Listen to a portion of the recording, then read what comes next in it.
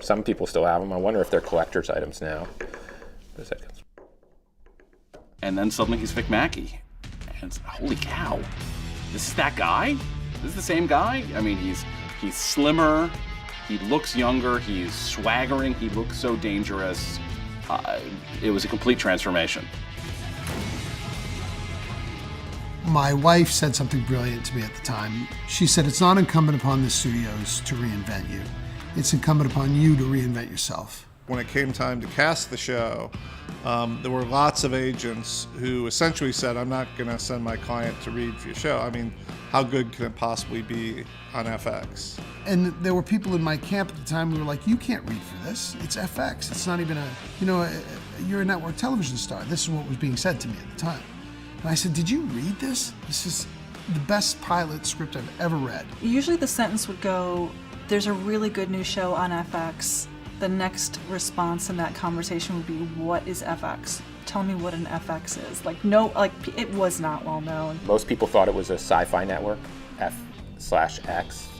There's no slash between F and X, but there was a problem that people didn't understand what it was. Peter Liguori and Kevin Riley said, we've seen what HBO's doing with The Sopranos. Maybe we can do a basic cable version of that. Here we go, game time. And no one had tried that before. Everyone just assumed that what HBO was doing was unique to HBO. It's like, oh, there's them and there's everyone else, and we can't do that. The Shield did it. Vic Mackey is giving people what they wanted. I always say that Tony Soprano opened the door. Vic Mackey beat it down and just shot it for good measure. It was absolutely putting that network on the map, no question. I need you. Before The Shield, ad-supported television just was totally different. Like, The Shield was the show that changed ad-supported television. You just didn't have that kind of content in terms of ambition or adult content. When I finally got the role, I said, are we going to make this script? Or am I going to come to set one day and it's going to be the pink pages and it's going to be all watered down and networked? You know what I mean? Boiled. Safe. Because then I'll quit. I don't want to do that. And Peter fixed me with a look and he said, we'll go further because we got to swing for the fences here. When people saw The Shield, they were blown away by it. Part of what was great about The Shield is it took the cop genre and turned it on its head. Your turn to play bad cop? Nah. Good cop and bad cop left for the day. I'm a different kind of cop. It was acclaimed right out of the gate. It got nominated for Emmys that first year. Chickless won an Emmy that first year for a brand new show on a network with no kind of awards pedigree whatsoever. I mean, this thing exploded. Just glad I could help. I always got the sense that our audience started big, stayed big, but over the course of the run, the audience started to watch in different ways, in the same way that we're, accustomed to now. But, we were a hit right away. These streets are mine. And that was kind of frightening, and our world changed overnight because of that. Because until then, we had been working anonymously on this little show that we thought was good, but will anyone even watch this? And it turns out they did. On this job, you're the boss. Sean had never run his own show, and Fox Television Studios had the idea to bring in a partner for him, and that's when Scott Brazil came on board. Well, if I was employee number one on the show when I wrote the pilot, Scott Brazil was employee number two. He was the very first person I hired. I knew nothing about making a pilot. I knew nothing about making a TV series other than what I had sort of viewed from the two writers' rooms on the two previous shows I'd worked on. So the very first thing I said was, I need to know somebody that knows a lot more about television than me. Scott really taught me how to be an executive. He would call me up and say, Eric, that's not how you're supposed to handle something, or you should do it this way. And I met with him for what was supposed to be like a 45-minute meeting, and we ended up talking about my pilot script for 5 hours. And at the end of it, I was like, will you please partner up with me and help me do this? I owe a lot of gratitude to him for my success in my career. He was the one that kept the trains running on time. He was the one that hired the crew. He was the one that kept everything going. But I also knew he was a director, and he ended up directing a couple episodes in the first season, but it wasn't until later in the first season. And we were scrambling, and it wasn't until Near the end of the first season, when I looked at the 2 episodes he directed, where I was like, oh my God, these are like really well-directed episodes. And very quickly, he became the best director that we had on the show. I learned from him as a director in a big way, because rather than imposing himself on you as a director, he would pose things as a question. That was a classic Scott Brazil direction. Can you hang in there? Can you stay in the game with her? He would do, 2 or 3 episodes a year, while keeping everything else running. And he was our rock. He was the guy who'd been through all the wars, who, when we didn't know what we should do in a situation, we could go talk to him. He was a very calming influence. He'd ask if there was any value in looking at a moment or a scene in this particular way. And in that way, we're collaborating. He opened it up to collaboration. And it's theirs. It's their idea. I lit the fuse. They're the ones that explode. Remember when you flipped the table? Mm-hmm. Smashed your hand into the wall? Mm-hmm. Let that live in you at the top. And, sometime in the middle of season 4, he started to develop a limp, and you're like, oh, what's going on with the limp? Oh, I don't know what's going on. And his health, just got progressively worse, and it turned out to be Lou Gehrig's disease, ALS. That was the biggest blow as a family that we took during the run of The Shield, was, to lose, I may have been the creator of the show, but in many ways, Scott was the patriarch of the show.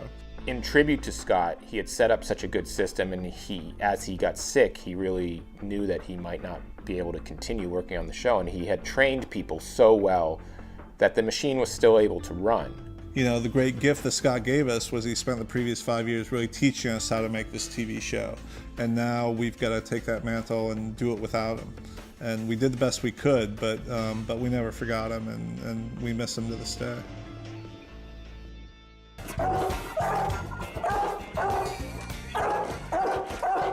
Can't see. Over here.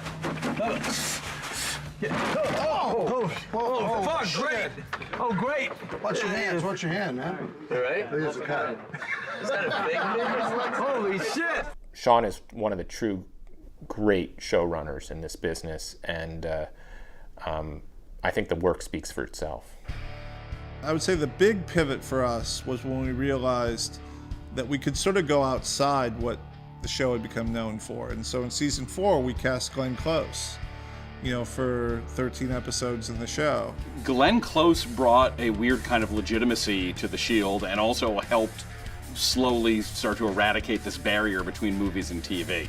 Bringing her into this environment, but part of what we were trying to do is point an arrow at just the extraordinary quality of the writing, the directing, the acting. Any questions, Captain? There was still this sense that there are TV actors and there are movie actors. And occasionally a TV actor is allowed to go up to the movies. It doesn't really work the other way. So let's do it right. And here's, big Oscar-nominated movie star Glenn Close, and she's coming in to, play the new captain of the barn. Nice work, Detective. I'll take it from here. Glenn Close also helped highlight the level of creative ambition we were bringing to the show. It was a commercial hit, it was a commercial juggernaut, but we wanted to make it clear this is not just commerce, this is art. And I think Glenn really helped us to achieve that. I think that helped pave the way to what we see now, which is every A-list actor just about is making a TV show.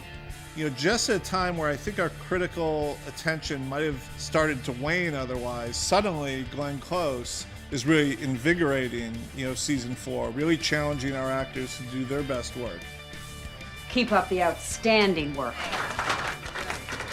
And then when she's done and over with, Forrest Whitaker comes in, the next season, which in my mind still may be our best season, season 5. Are you happy now, Detective Mac? For the first time, we were in a serialized situation where they could set the pick for something in season 2 and not have it come to fruition until season 5. That's pretty extraordinary. I mean, if you just look at season 5, which is Forrest Whitaker's season, we didn't come face to face until the 3rd or 4th episode. Somebody here to see you. John Kavanaugh. Tell the face. Big Mackie. Yeah. And they spent the first 3 episodes building up the hate that these two guys had. And it actually bled into our lives a little bit. I mean, by the time we met each other, we were, it was, you could taste it. It was in the room, You know, that's good shit. It is good to meet you. I've been terrified every season of The Shield that this is going to be the season where the show sucks, and that we will be sort of discovered to be frauds, and that we won't be able to find the creative juices to do a good season. And so as we crept towards the end, I was extremely excited, like, oh my God, we're going to do this. We're going to pull this off. But then I was also on the negotiating committee for the Writers Guild as we were negotiating with the companies, and I realized that, well, if I don't get the script done, you know, if we do end up on strike, I'm certainly not going to be able to do any work. And so there was a lot of pressure to get that final script in, and that's what I was able to do. I got some help from some of the other writers on the show with some scenes, and did the rest myself, and wrote the episode and got it in.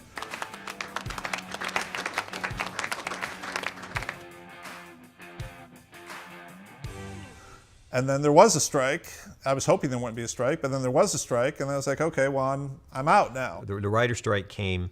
Sean decided he was going to respect the strike, so he wasn't able to be on the set. In fact, Michael Chiklis stepped up, and he was a producer on the set, and we waited for the writer's strike to end so that Sean could come in and look at the material. So he came in after the fact. He'd written this material, but he hadn't seen it because he didn't watch the dailies, and he wasn't on the set because he was basically respecting the writer's strike. So he went in and he looked at all the material, and he started to work on the cut, and he said, Michael Chiklis showed me things about Vic Mackey's character in those final episodes that I didn't know existed. We went, hey, let's do this. Let's do it till it's over, till the last shot. Let's not blow this. There's nothing worse than a great series that fizzles out, or you know, it doesn't live up to a promise. It's just right to the last frame, I want this to be great. And everybody was on board for that. Awesome. The bravery that was brought to this network by people like Sean Ryan has formed like the DNA of what this place really is, which is the basic idea about what entertainment should be at its best and what process you should use to get there is actually already present here in this series and in this process. What if we could replicate that process times 10, times 20, times 30, times multiple different creators, but all the while sort of sticking to that basic idea of don't compromise. You know, The Shield taught me how to be a showrunner. The Shield taught me how to deal with actors. The Shield taught me what to do in the editing room. The Shield taught me how to be a mentor to writers rather than to be a mentee of other writers. But what I learned most of all was if I surrounded myself with really talented, passionate writers and actors and directors, and we all worked to support each other, that something great could come out of it. And that's what I think did 7 seasons of The Shield that I'm extraordinarily proud of. If I was to say something to the fans, most of all, it would be thank you. Stop asking me about sequels. It's not in my control. So, I can't help you there. But thank you for everything.